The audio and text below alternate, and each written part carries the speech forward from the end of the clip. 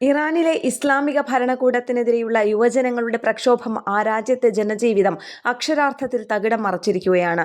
വിലക്കയറ്റത്തിനെതിരായുള്ള ജനരോഷം രണ്ടാഴ്ച പിന്നിടവേ അക്രമം തുടർന്നാൽ സൈന്യത്തെ വിന്യസിക്കുമെന്ന് സർക്കാർ പ്രഖ്യാപിച്ചിരിക്കുന്നു. അതേസമയം പ്രക്ഷോഭകരെ വെടിവെച്ചാൽ ഇറാന് നേരെ തങ്ങളും വെടിപൊട്ടിക്കുമെന്ന് അമേരിക്കൻ പ്രസിഡന്റ് ട്രംപും മുന്നറിയിപ്പ് നൽകിയിരിക്കുന്നു.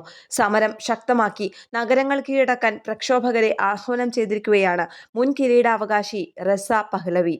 30ലേറെ പ്രവിശ്യകളിൽ പ്രക്ഷോഭം അതിശക്തമാണ്. ഇറാൻ ഭരണകൂടത്തിന് നേതൃത്വം നൽകുന്ന മതനേതാവ് അയത്തുള്ള അലി ഖമേനി ഒളിവിലാണെന്നാണ് വാർത്തകൾ. ഇറാനിലെ ജൻസി പ്രക്ഷോഭം അങ്ങേയറ്റം അക്രമാസക്തമാണ്.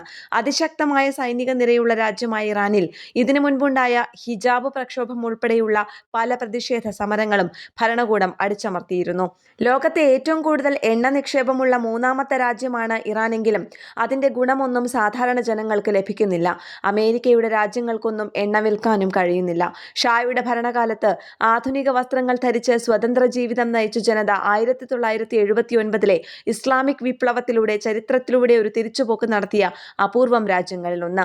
അന്ന് പുറത്താക്കപ്പെട്ട ഷായുടെ പുത്രനാണ് രാജ്യത്തേക്ക് തിരിച്ചുവരാൻ തയ്യാറാണെന്ന് പ്രഖ്യാപിച്ച് പ്രക്ഷോഭം ശക്തമാക്കാൻ ജനങ്ങളോട് ആഹ്വാനം ചെയ്തിരിക്കുന്ന റസ പഹ്ലവി. ജീവിതം എല്ലാ അർത്ഥത്തിലും ദുസ്സഹമാകുമ്പോഴാണ് ഏതൊരു രാജ്യത്തെയും ജനത പ്രക്ഷോഭവുമായി തെരുവിലിറങ്ങുന്നത്. ശക്തമായ മതനിയമങ്ങളുടെ അടിച്ചമർത്തലിനൊപ്പം വിശപ്പും സഹിക്കണമെന്ന സാഹചര്യമാണ് ഇറാനിൽ യുവാക്കൾ തെരുവിലിറങ്ങാൻ ഇടയാക്കിയിരിക്കുന്നത്. അമേരിക്ക ഇത് മിഡിൽ ഈസ്റ്റിൽ തങ്ങളുടെ ആധിപത്യം ഉറപ്പിക്കാനുള്ള അവസരമായി കണക്കാക്കുന്നു. ഏതു നിമിഷവും അമേരിക്കയുടെ സൈനിക ഇടപെടൽ ഇറാനിൽ സംഭവിച്ചേക്കാം.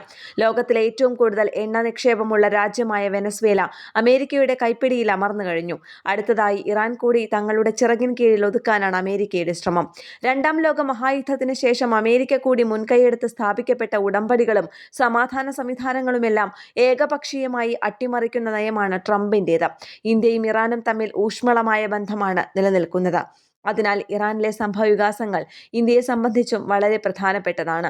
ഇറാനിലെ ജനസംഖ്യയുടെ 90% വരുന്ന ഷിയ മുസ്ലിം വിഭാഗത്തിലെ പൗരോഹിത്യ നേതൃത്വമാണ് ഇന്ന് ഇറാനിൽ രാഷ്ട്രീയ അധികാരം കൈക്കൊള്ളുന്നത്. അതേ വിഭാഗത്തിലെ തന്നെ യുവാക്കളാണിപ്പോൾ അവർക്കെതിരെ രംഗത്തിറങ്ങിയിരിക്കുന്നത് എന്നതിനാൽ നിലവിലുള്ള മതഭരണകൂടത്തിന്റെ പതനം ആസന്നമാണെന്ന് വേണം അനുമാനിക്കാൻ. ഇന്റർനാഷണൽ ഡെസ്ക്, കേരള പ്രണാമം.